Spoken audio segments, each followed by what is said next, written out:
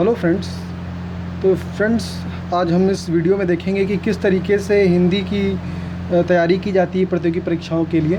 तो दोस्तों, जो प्रतियोगी परीक्षाओं जो सबसे ज़्यादा प्रश्न आते हैं देखे होंगे आपने, उसमें संधि, समास, अलंकार, तत्सम तद्भव, पर्यायवाची, विलोम शब्द, इस तरह के तमाम प्रश्न आते हैं। तो स्टूडेंट्स, अगर इन प्रश्नों को हम आसान तरीके से समझें तो काफ़ी टाइम लग जाता है उसको समझने में। अगर हमें कोई सही चीज़ें बता दे तो वो चीज़ आसान हो जाती हैं। जनरली हमें ऐसा लगता है कि हमें हिंदी आती है तो हम आसानी से उसमें पेपर वर्क कर ले जाएंगे, और ये विचारधारा में हम लोग अपना कई बार अपने प्रश्नों को गलत कर देते हैं स्टूडेंट्स। तो हम स्टूडेंट्स आपको ज़्यादा नहीं बताएंगे, लेकिन हाँ ये है कि 10 मिनट में आपको 10-15 मिनट में इतनी चीज़ें बताएंगे डेली कि आप अपनी चीज़ों को रिवाइज़ कर पाएँ, और जब पेपर दें तो उस समय चीज़ें आपको याद रहें। इस पर्पज़ से मैंने इस वीडियो की सीरीज़ बनाना स्टार्ट की है। तो स्टूडेंट्स, जो आज हम लोग स्टार्ट करने जा रहे हैं, जिसमें आपको समझाऊंगा मैं आप लोगों को, वह है संधि। क्या बताने वाला हूँ मैं आपको? संधि। संधि विचार हम इसको बोल लेते हैं कि हम लोग इस पर चर्चा करने जा रहे हैं। संधि विचार कि संधि होती क्या है। सबसे पहली बात तो सबसे पहले हम लोग संधि के बारे में जानते हैं, संधि क्या चीज़ होती है। ठीक है ना। वैसे संधि का मतलब सबको पता है कि जहाँ पे दो चीज़ें जुड़ जाती हैं, ठीक है ना। जैसे सिंपल भाषा में कहें, अगर हिंदी की भाषा में दो वर्णों के आपस में मिल जाने से जो विकार उत्पन्न होता है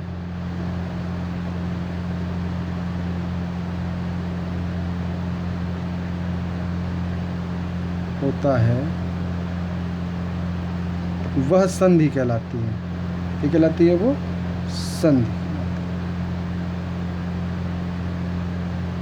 ठीक है दोस्तों, क्लास 6 वगैरह में भी आपने पढ़ा होगा, और जो हमारे 6 के बच्चे के इस वीडियो को देख रहे हैं तो उनके लिए तो चूँकि नया होगा तो उनको और भी आसान होगा समझने के लिए। तो जहाँ पे दो वर्ण मिल जाए, दो वर्ण मिले और एक नई चीज़ तैयार हो जाए, एक नया विकार उत्पन्न हो जाए, वो संधि कहलाती है। तो अगर एग्जाम्पल के थ्रू समझें, उदाहरण के थ्रू, तो उदाहरण हम इसका ले लेते हैं। जैसे एग्जाम्पल में जैसे सिंपल से हम बना रहे हैं, जैसे कि आप मान लीजिए जैसे जो सुना होगा, कल्प प्लस अंत।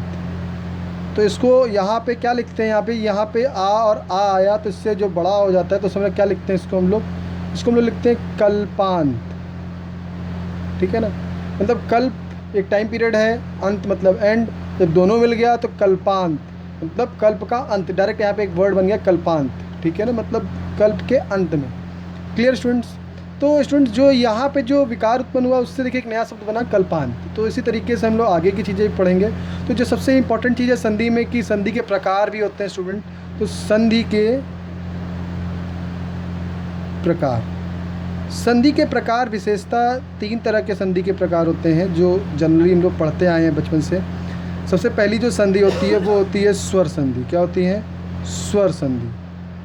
और जो दूसरी जो संधि इंपॉर्टेंट होती है हमारे लिए, वो होती है व्यंजन संधि। और जो तीसरी संधि सबसे इंपॉर्टेंट है वो है विसर्ग संधि। इस तरह से 3 संधियां हमारे पास हैं स्टूडेंट। जो सबसे ज़्यादा पेपर में प्रश्न आते हैं एग्जामिनेशन में, वो स्वर संधि से रिलेटेड होते हैं या विसर्ग संधि से रिलेटेड होते हैं। इन 2 संधि से रिलेटेड प्रश्न बहुत ज़्यादा आते हैं। तो स्टूडेंट्स, व्यंजन संधि थोड़े कम प्रश्न आते हैं। वो जब कोई हिंदी का कोर पे एग्जामिनेशन देता है उसके पेपर में जाता है, या बहुत ज़्यादा रेयर केस होता है कि व्यंजन संधि के प्रश्न आते हैं। लेकिन विशेषता स्वर संधि के और विसर्ग संधि के प्रश्न आपको ज़्यादा देखने को मिलेंगे। तो स्टूडेंट्स, जो सबसे अच्छी चीज़ है इसमें जो समझने जा रहे हैं हम, वो है स्टूडेंट्स स्वर संधि, जो हम यहाँ पर अभी क्लियर करेंगे आपके पास। स्वर संधि कि स्वर संधि क्या चीज़ होती है।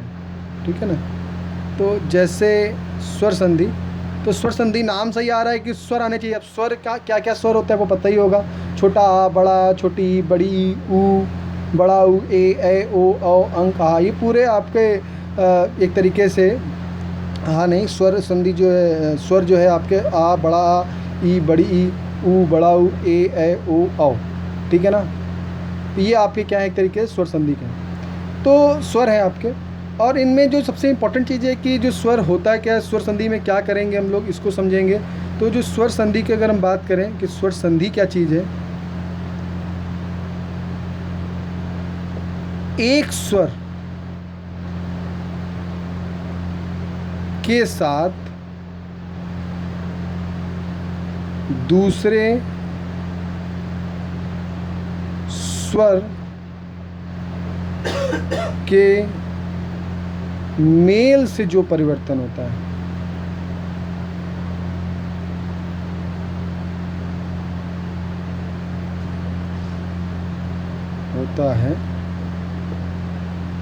उसे स्वर संधि कहते हैं। क्या कहते हैं उसे?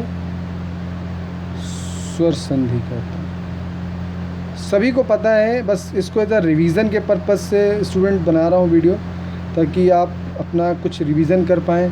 बैठे बैठे आप ऑफिस में बैठे हैं तो भी रिवीजन कर सकते हैं, आप कहीं खेल रहे हैं, कहीं पार्क में बैठे हैं तो भी आप इसको सिंपल तरीके से समझ सकते हैं। उदाहरण लेता हूँ स्टूडेंट्स,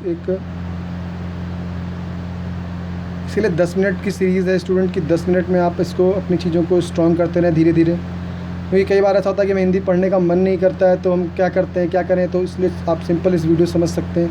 हिम प्लस आलय जो सबसे कॉमन है स्टूडेंट हमारे पास एग्जाम्पल के रूप में, इसको हम लोग लिखते हैं हिमालय। क्या लिखते हैं? हिमालय। तो यहाँ पे क्या हुआ स्टूडेंट, यहाँ पे छोटे आ की मात्रा थी और यहाँ पे बड़े आ की मात्रा थी, ये दोनों मिला के बड़ा आ बन जाते हैं। तो बड़े आ की मात्रा एक सिंगल लाइन होती है, तो हमने यहाँ पे देखे हिम के आगे देखिए एक सिंगल लाइन लगा दी, ये तो क्या हो गया? हिमालय। जो यहाँ पे जो चीज़ आ रही है आपके पास, ये जो चीज़ आई वो बड़े आ की मात्रा से आई, ठीक है ना। तो इसलिए आपका क्या बन गया? हिमालय, ठीक है ना। इसी तरीके से जैसे हमारे पास इति प्लस आदि, इसको हम लोग क्या लिखते हैं स्टूडेंट? इसको लिखते हैं इत्यादि। क्या लिखते हैं? इत्यादि, ठीक है ना। यहाँ पे क्या है, अगर आप देखें छोटी ई और बड़ा, तो छोटी ई और बड़ा आ बन के क्या बन जाएगा? आपका या बन जाएगा। तो देखिए स्टूडेंट यहाँ पे देखिए ये या आ गया और ये इसका पहला लेटर जो होता है हमारा आधा हो जाएगा, तो आधा ता बन गया, तो क्या बन गया? इत्यादि बन गया हमारे पास। तो स्टूडेंट जो बेसिक जो चीज़ है स्वर संधि का आपने समझा। एक्चुअली इसको जो समझने के लिए हमें इसके 5 भेद होते हैं, वो भेदों के बारे में पता होना चाहिए। तो स्टूडेंट जो सबसे इसके 5 भेद जो हम लोग पढ़ते हैं, जो अपने सिलेबस में जो हमें पढ़ते आए हैं और यहाँ पे हम लोग सीखेंगे भी। सबसे पहला है दीर्घ स्वर संधि, दूसरा है गुण स्वर संधि,